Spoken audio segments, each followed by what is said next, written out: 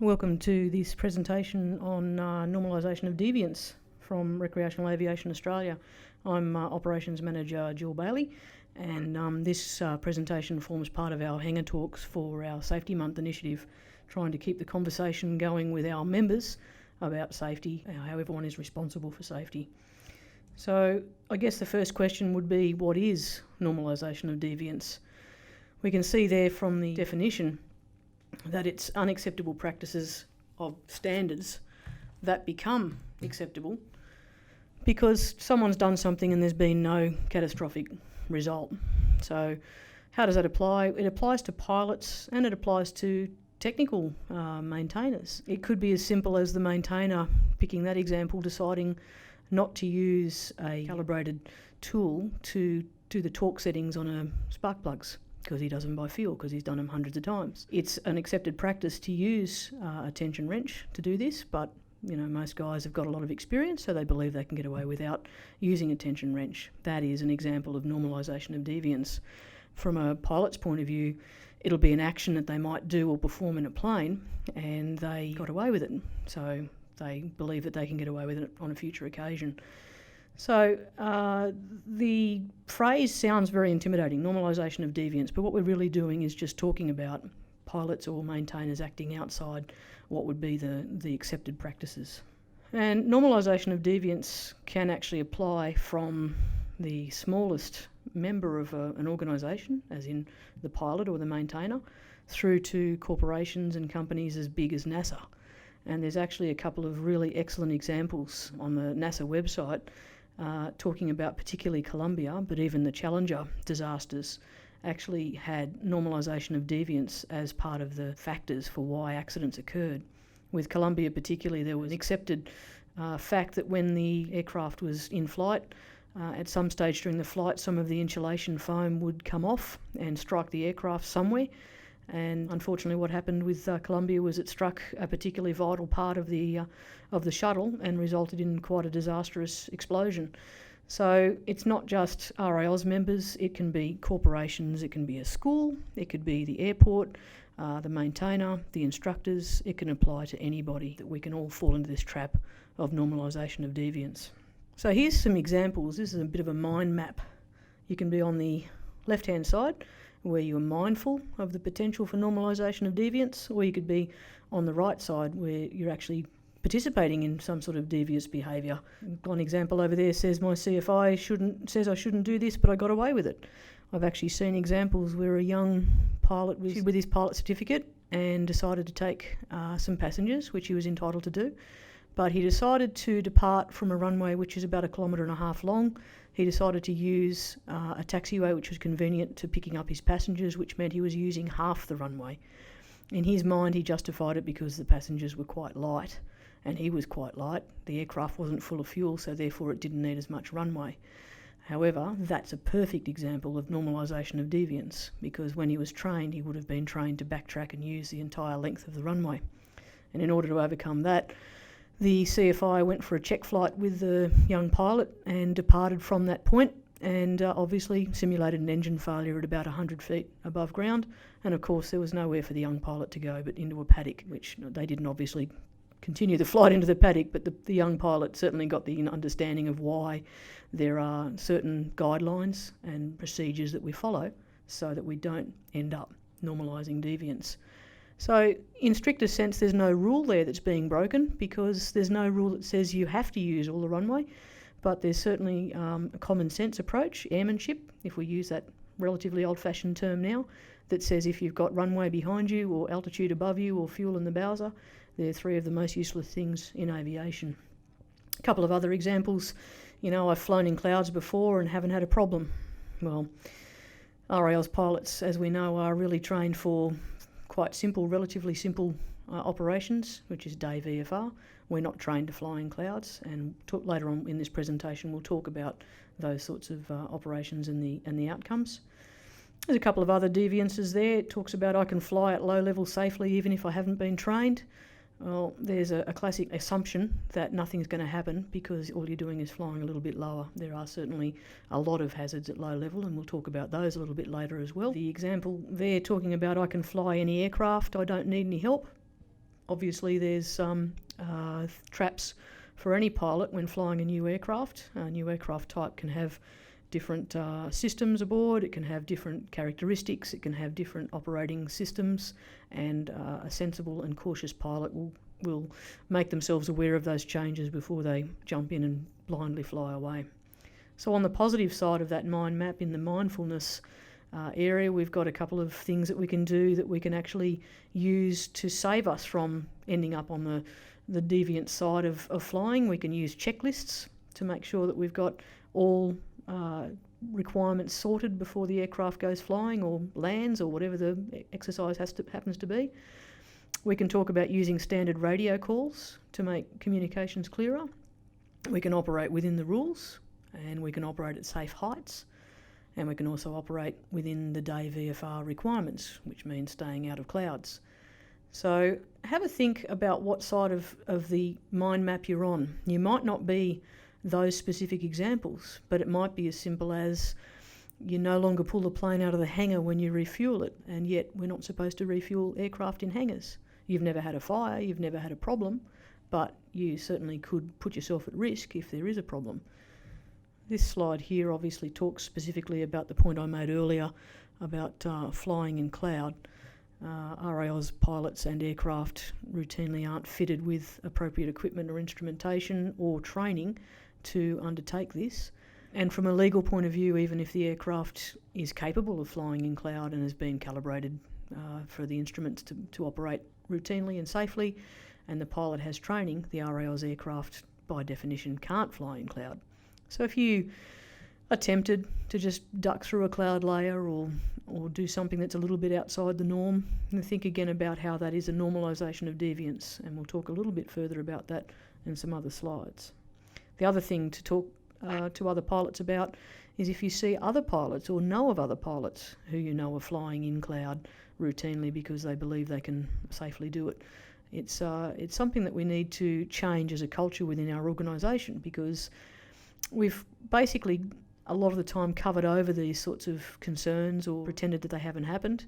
And unfortunately a side effect of that is when we turn up at an accident investigation, be it a serious or a fatal accident, we're often told by people that we interview at the time that they knew this person was going to get themselves into trouble because X, Y, Z. They flew into a cloud, or they routinely flew at low level, or they did aerobatics when they aren't trained and the aircraft's not capable. There's any number of ways that as pilots we can get ourselves into strife. And I think the famous quote is that it relates to marine operations, that the sea is terribly unforgiving. Well, so is the sky if you don't operate within the normal procedures and protocols that are accepted. So here's just a couple of examples. Pilot A, as I mentioned in the previous slide, and this is actually a real-world example. We found out after investigation that the pilot had some GA training, and that GA training was obviously in an aircraft that had the appropriate instruments, but he decided in his amateur-built aircraft to let down through cloud, which is something he'd gotten away with on previous occasions. He deliberately flew into cloud on this occasion, didn't actually have a weather report because it was only a local flight. He ended up becoming disorientated and sadly flew into a mountain. So again, that's a classic example, normalisation of deviance, where he had gotten away with flying through cloud, become a bit blasé about that. Pilot B flew into worsening weather for a number of reasons. He had a bit of get-there-itis because he wanted to get to a particular event. He had gotten away with flying into worsening weather before because sometimes these meteorological conditions are local conditions. But unfortunately in this instance he became disorientated flying into the cloud. And as many pilots are aware, if a VFR pilot flies into cloud, into IMC, instrument meteorological conditions, the outcome is usually they're coming out of the cloud in a spiral dive, and unfortunately the aircraft broke up in flight. There's not much a pilot can do, whether they're an ace pilot or otherwise, if they get themselves into that situation. So again, from real-world examples here, we've got some examples of Pilot A having purchased a new aircraft, used it for mustering stock, did not have the appropriate training to do that operation, which as many of you will be aware occurs below 500 feet. Crashed in front of other personnel on the ground, which was quite disturbing to those people to see that event, and sadly did not survive the accident. Pilot B was flying to a local paddock just to meet with someone that he knew, and was probably a bit distracted by doing the precautionary search of the terrain and lost control of the aircraft and spun into the ground. And again, that was not a survivable accident. Whereas Pilot C was flying low along a beach. He hit a bird and he crashed. Now, there was no fatality in that instance, but he certainly didn't do himself any favours, spent quite a bit of time in hospital recovering, and damaged the aircraft beyond repair. So no training, no insurance. Again, flying low level without being trained is actually a breach of the Civil Aviation Act, and as the slide says, it's just dumb behaviour. So normalisation of deviance can actually even carry as far as something as simple as our circuits. I'm sure if we all cast our minds back to when we were learning to fly as students, we all remember bashing circuit after circuit after circuit. And the CFI or the instructor with you would have been talking to you about the importance of maintaining a particular distance from the runway, the importance of operating within the standard procedures and parameters. And what tends to happen after a few years of flying is we all get a bit complacent and we fly some shortcuts. So we've actually had a number of serious accidents occur when there's been some sort of an emergency.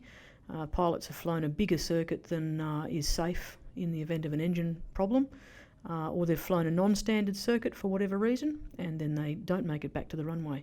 Now, the whole idea of having the runway there is it's a prepared area that we're able to use quite happily and safely for flying and landing, and they've ended up landing in a paddock or short of the runway, and sometimes there's some pretty serious obstacles short of the runway that stop you from having a safe flight.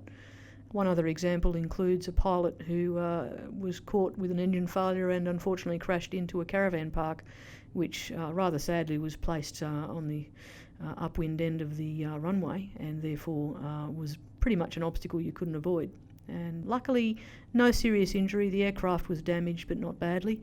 But again, if he'd been flying a circuit that was standard, he would probably have had much better chance of making it to the runway and safely getting the aircraft down, which is what we're trained to do after all. Why, yes, that's right. I am wearing my genuine Van Heusen flight instructor shirt. Got the stripes on eBay. Hello everyone, this is Paul Bertorelli reporting for AvWeb. The reason I have my flight instructor shirt on is in this video we're going to take a look at a curious and unexplained phenomenon, and that's why flight instructors teach their students to fly enormous traffic patterns. Take a look at this genuine NASA animation shot from the space shuttle. As you can see, things here at my home airport are getting entirely out of hand. We interrupt this video with a note from our legal department. This is not a NASA animation. It is a preposterous and poorly rendered fake. Do not take it literally. Well, anyway, my theory is that we started to fly gigantic patterns when flight instructors started to dress like this, and we knew that when their pimples cleared up, they were going to be jet pilots. But 150s ain't jets, and the problem with large patterns is that they tend to encourage long straight-in finals. That means you're dragging the airplane in with power, and you're not honing your ability to adjust your glide path visually. You're training yourself to be a one-trick pony. Our little cartoon interlude shows what happens on many dragged-in approaches. With power as the main glide path variable, the pilot ends up short or otherwise botches the touchdown and drops it in. Damn it. The better way is a higher angle approach, which gives a clearer runway sight picture and more glide path options. I like to call that bottom glide path choice the chump profile. Yes, legal once again. The word chump is a comparative term of art and is not intended to apply to any single person or group of persons. And by the way, this isn't about flying a pattern so that in case the engine fails, you can reach the runway. What it's about is learning to fly a glide path and use all the options at your disposal to adjust it. That includes a slip, a side slip, a forward slip, a turning slip, not just power. You might need that skill someday if you have to stuff an airplane into a parking lot with an engine out. Now here's one way to set pattern size.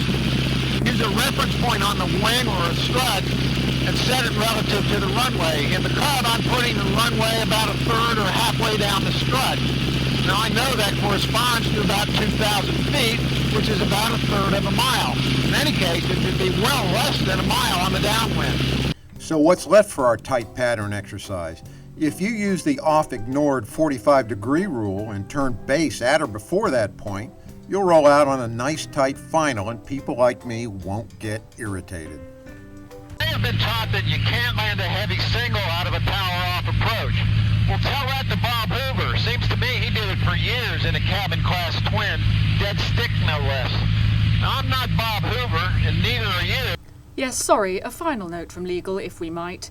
If you actually are Bob Hoover, we are in no way implying that you are not who you are. Seems a shame to let an addiction to large patterns and long, straight-in approaches get in the way of skills enhancement. Next time you're out flying the pattern, tighten it up a little bit. Use reasonable bank angles, watch your airspeed. And in any case, this, and this, and this is just a hell of a lot more fun and challenging than this. Now I know I've been a little hard on flight instructors in this video, and if you are one, I hope you'll take it in the spirit in which it's intended, which is to give you crap about flying large patterns. I'm Paul Bertorelli reporting for AvWeb. Thanks for watching. Oh, and if you need any stripes, let me know. I got some extras. No flight instructors were harmed in the making of this video.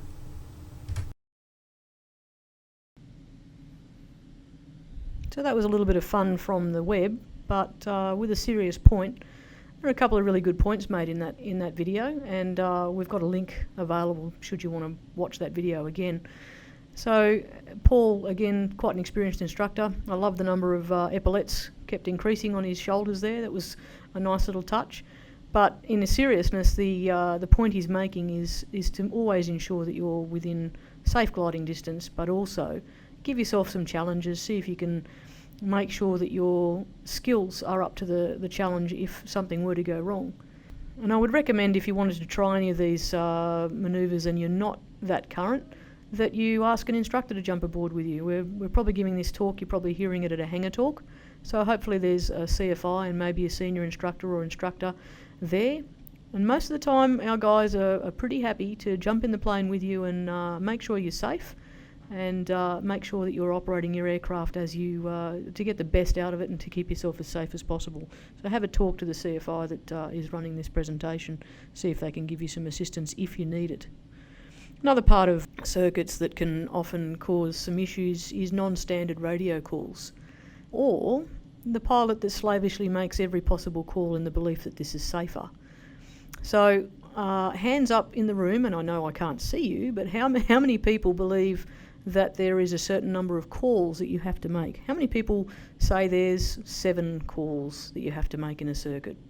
Or how many people say there's 4? And I want you to put your hands up, even though I'm not there in the room. How many people say there's 3? Or is there 2 or 1? The AIP actually states that the only call that's mandatory for radio calls is the one that's required to improve situational awareness. So one of the traps that many of our instructors or CFIs can fall into, and pilots as well, is the belief that the more calls you make, the safer you are.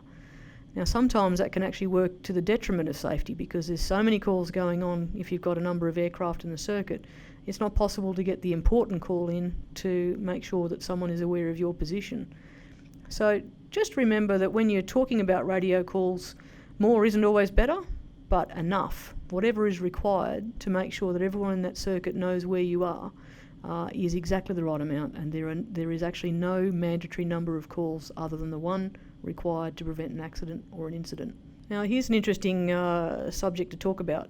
Checklists are something that students are very familiar with, pilots are mostly familiar with, instructors are very familiar with, and professional pilots are always using checklists to make sure they don't overlook something. Now a professional pilot doesn't need to be someone that's being paid to fly 300 people around in a 777 or an A320. A professional pilot is someone that conducts themselves appropriately at all times. So our pilots, recreational pilots, can be, and the majority of them are, very professional pilots. But a checklist has got a number of benefits.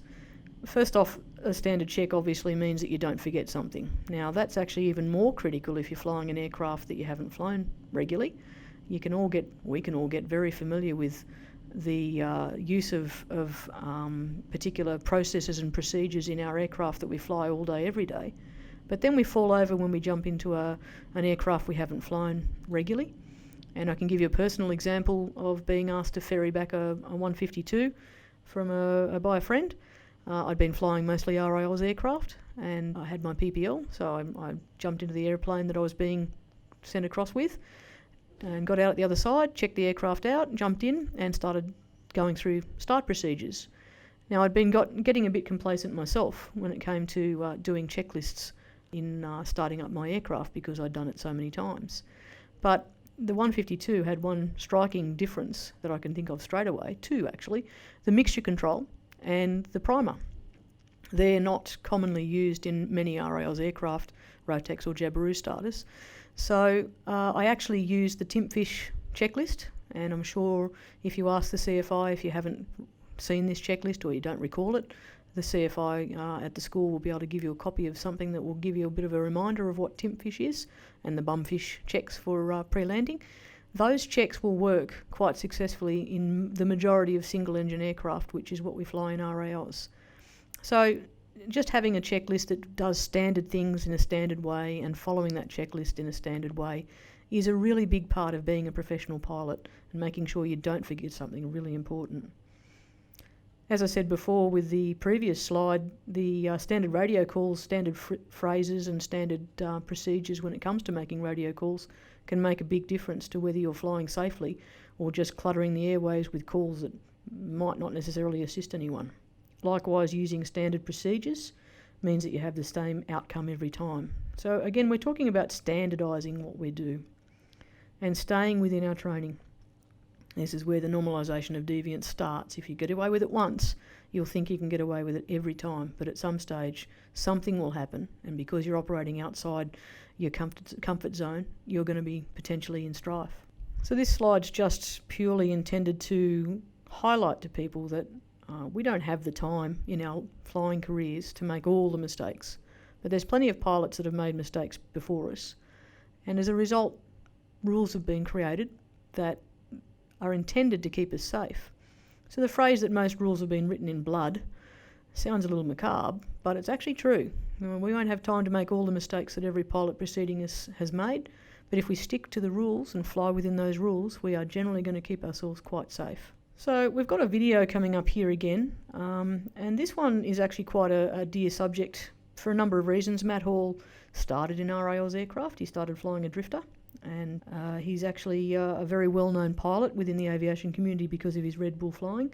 Many of you will be very familiar with this video, and it shows the footage of Matt actually hitting the water as a result of mismanagement of the aircraft. But the key thing I'd like you to pay attention to is what Matt actually says when he describes what happens and why the event actually occurred.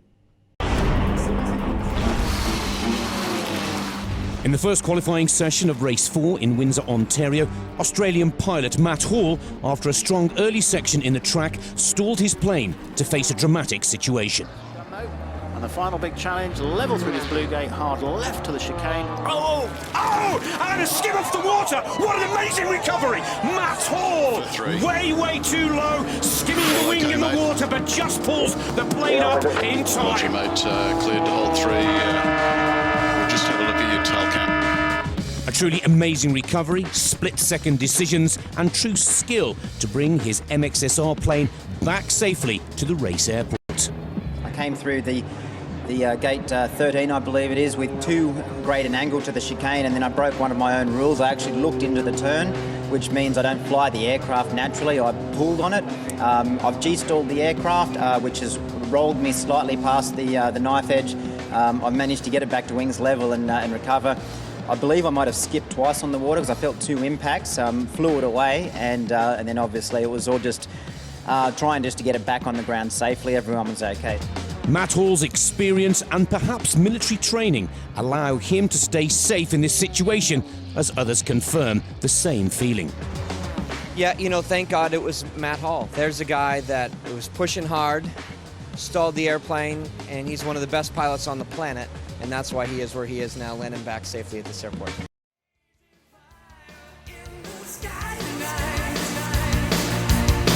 I wanna ride on the silver dove, far into the night, till I beg you, take me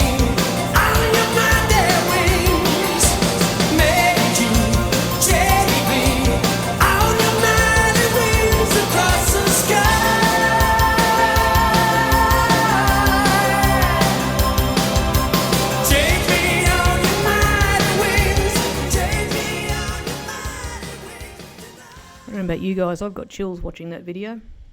So there's a couple of lessons to be learnt there. The first thing that Matt says is that he broke one of his own rules. So there's a professional pilot in every sense of the word, and he broke one of his own rules, and it resulted in what could have been a really disastrous accident. And the other thing that particularly strikes chills to my spine there is watching the reaction of his wife, because she's there watching her husband dart around the course at low level and just had the literal bejesus scared out of her by watching her husband strike the water. And there's a very experienced pilot stalling the aircraft. So the only reason why that didn't end up in a much worse situation is because, as was said by the commentator, the skill of the pilot meant that he reacted instantly and realised what he'd done and recovered. But that was as close as you'd ever want to get in any aircraft. Now, that's no different to us overshooting final and pulling hard to try and get back onto the centre line and crossing the controls. We're in potential spin territory right there, and with the level of training and competency that our average pilots have, with no disrespect intended, 500 feet is not a lot of height to recover from a stall at that level. So we've all got to just recognise the potential for any of us to end up acting outside our normal parameters. If it can happen to Matt Hall, it can certainly happen to one of us. So the next slide here is talking about some good practices.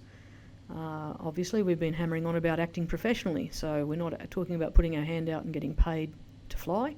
We're talking about conducting ourselves professionally, following rules, following procedures, and getting training to fly outside our normal parameters if that's what we want to do, and not getting tempted to operate outside the normal parameters that we're expected to operate in.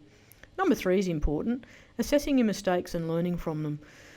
There's starting to become a very positive cultural shift within RAOs, where we're reporting and receiving reports on a lot more accidents and incidents. And it's not intended to end up with a more dobbing culture. It's more to clearly outline that people make mistakes. And if there's mistakes that have been made that can be corrected or someone can learn a valuable lesson from, well, everyone in the aviation community benefits as a result. But number 4, being prepared for consequences, is an important point as well.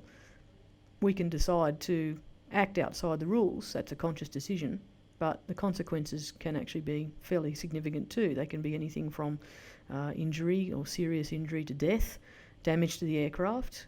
Breaking the rules will mean you'll get the attention of me personally, but also CASA as a regulator, and there could be consequences from other sources as well, from criminal or litigation from lawyers or other people interested. So it's not just enough to have a 5-minute rush of blood, do something silly. You may end up paying for that 5-minute rush of blood for a significant amount of time. So I hope this presentation's been useful. There's a number of videos as links, and there's a number of websites you can read more information about with normalisation of deviance. But I'd like to thank you for your time, and I hope you've enjoyed the presentation. Fire in the sky.